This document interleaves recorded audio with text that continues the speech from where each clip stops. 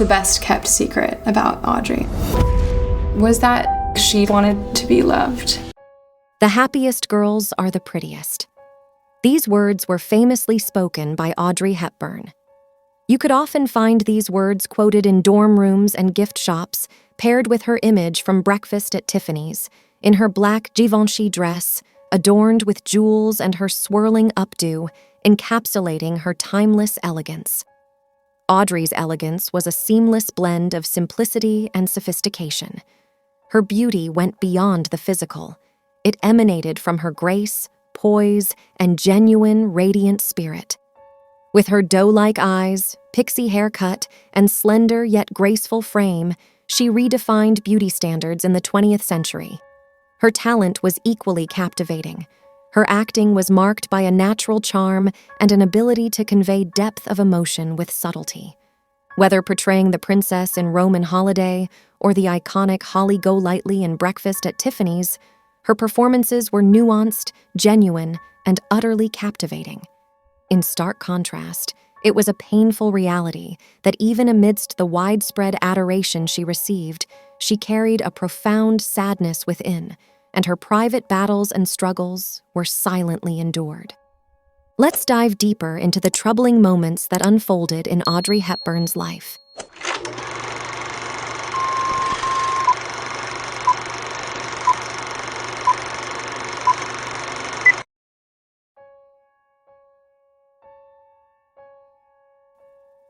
Born on May 4, 1929, in Brussels, Belgium, Audrey Hepburn, the daughter of Baroness Etta Heemstra, enjoyed a privileged upbringing in her early years, hopping across European cities and mastering 6 languages. Despite her early advantages, she grappled with extreme shyness as a child, prompting her mother to enroll her in a boarding school at the tender age of 5 for a bit of shock therapy.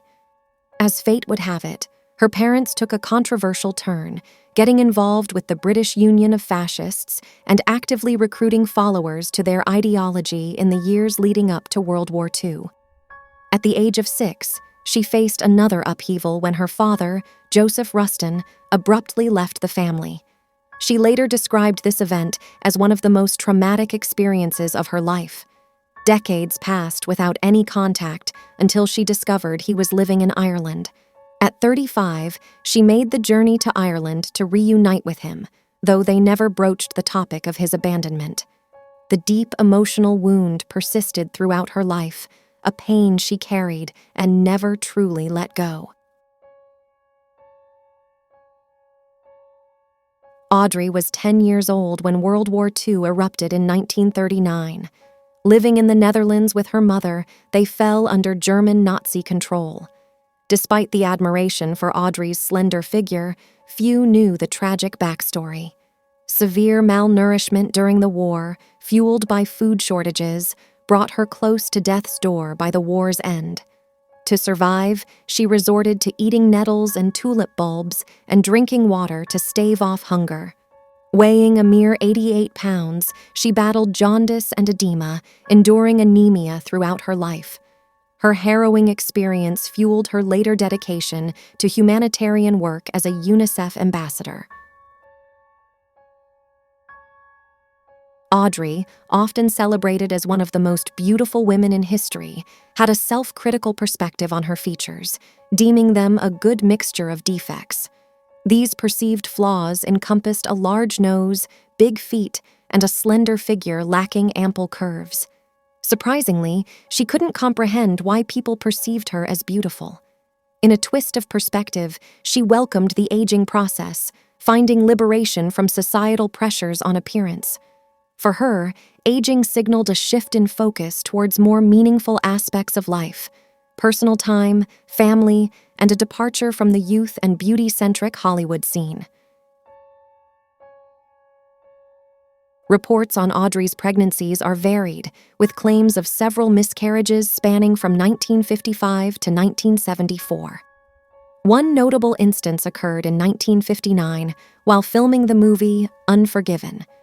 During the early stages of her pregnancy, she fell from a horse on set, resulting in the loss of the pregnancy. Subsequently, she became pregnant again, only to experience another miscarriage 6 months into the pregnancy, with the cause being an incompetent cervix, though the cause was unknown at the time. She expressed that her miscarriages were more painful than anything she ever experienced.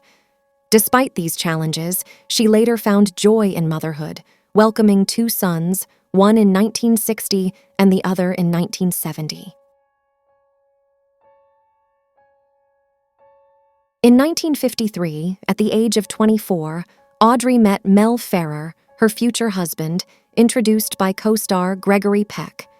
Their formal first meeting in London led to rehearsals for the play Ondine and a swift marriage in Switzerland, followed by a honeymoon in Italy.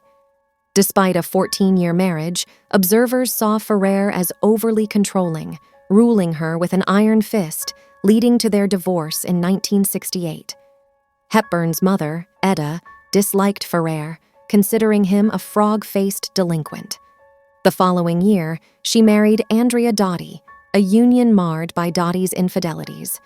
Despite challenges, she found love with Dutch actor Robert Wolders after her marriage with Doty ended in 1982.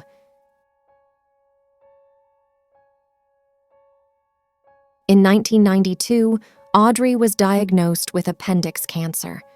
Given 3 months to live, she faced the pain with courage.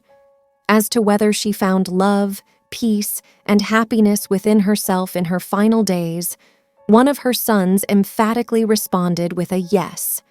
Despite her condition, she persisted in her UNICEF work.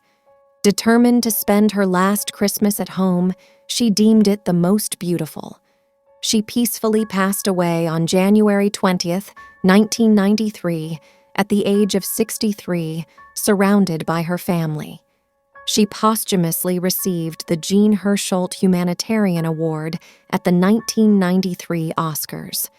With a career spanning nearly 30 films over 5 decades, she remains one of only 18 people who have won an Academy, Emmy, Grammy, and Tony Awards.